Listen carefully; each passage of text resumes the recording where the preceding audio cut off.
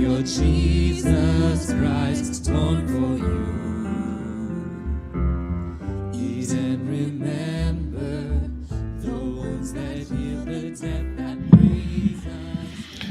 Well, good morning, friends. Welcome to another day of Almost Daily Meditations. It's Wednesday, and middle of the week, and so hope you're doing well and getting off to a good day today. Sorry. Just was thinking a little bit about, we talked about 9/11 on Monday, and had some great responses. So thank you to all of you who responded. But one of the questions that kind of came up to me indirectly was kind of how each of us go through, depending on our age, when we're born, things like that, all kinds of different things in our life where we experience the world that we're in. And we can sometimes ask a question as, why is this stuff happening? If we look at the global world, or even in individual instances when different things happen to us, or circumstance, you're born to the parents that you're born to, or adopted to, or any number of ways that things happen, orphaned, even. And the circumstances that we find ourselves in, whether we're born in the border of the United States and Mexico, or whether we're born in Europe, or whether we're born in Kenya, or even if we're born in South America, or El Dorado, or Kansas City, or wherever it is that we're born, we're set to circumstances that are presented to us. And thinking about that in terms of our spiritual life and what we do with it. And a lot of times people are born in very unfair situations, or in situations in which they don't have the same chances that everybody else does. Other people may be born into a life of privilege. You can sometimes be born into impoverishment, or in a war zone, or any number of things that will have huge impact on your life, let alone all the things that are happening in the world. And kind of wonder sometimes what God does with that.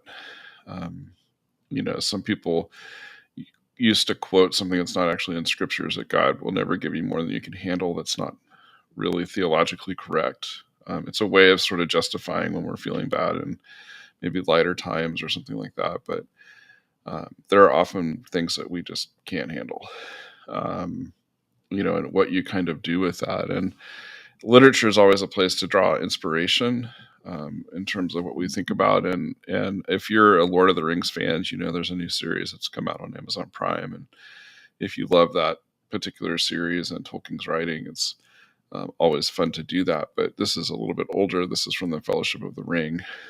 J.R.R. Tolkien was, a Christian person writing, incredible amounts of literature and stuff with great deep meaning. And he writes, and this is a conversation between Frodo and Gandalf. And if you don't know the story, Frodo is, someone who's been set on a journey out of a very unexpected place. So he's a hobbit, so he lives in simple, agrarian life, and he's taken on this huge task. And Gandalf is this wise wizard who's lived the 300 lives of men, and is advising him. And this is what they say to each other: "I wish it need not happen in my lifetime." So here Frodo is referring to the great journey that he's on against evil. "So do I," said Gandalf, "and so do all who live to see such times. But that is not for them to decide. All we have to decide is what to do with the time that is given us." And I think that last line is something to think about whatever situation we're in, how much we can decide what time or how we're going to use the time we have for us. It's sort of, I think it's a spiritual question. And I also think it's thinking about the gift that God gives us in our life, in our knowledge, in our ability to do all kinds of different things, to ask yourself, what are you going to do with the time that you're given? Viktor Frankl talked about, he's a survivor of the Holocaust and developed this wonderful set of psychological understandings, often talked about how freedom, that we have is in the choices that we make on each day, that we almost always have a choice in any given situation, no matter small or large. in what we can do to respond. So maybe the question is, it's Wednesday, it's the hump day, it's the middle of the week.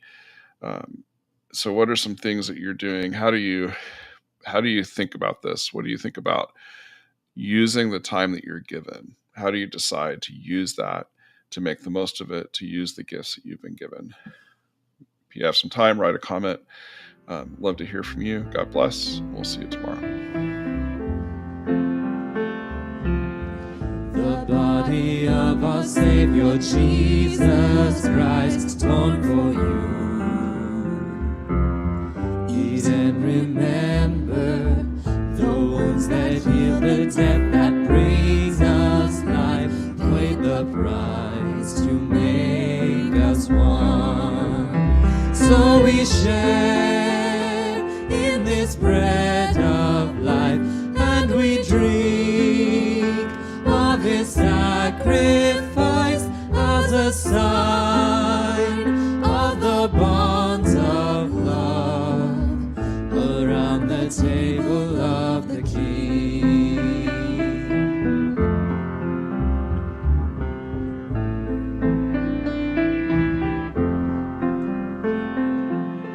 The blood that cleanses every stain of sin shed for you.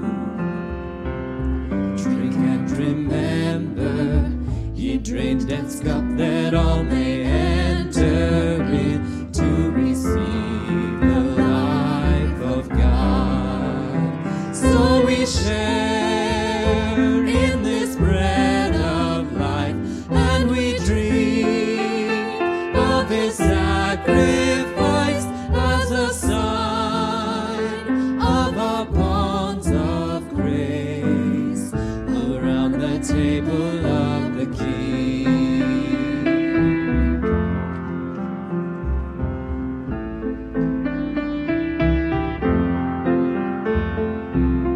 And so with thankfulness and faith we rise to respond and to remember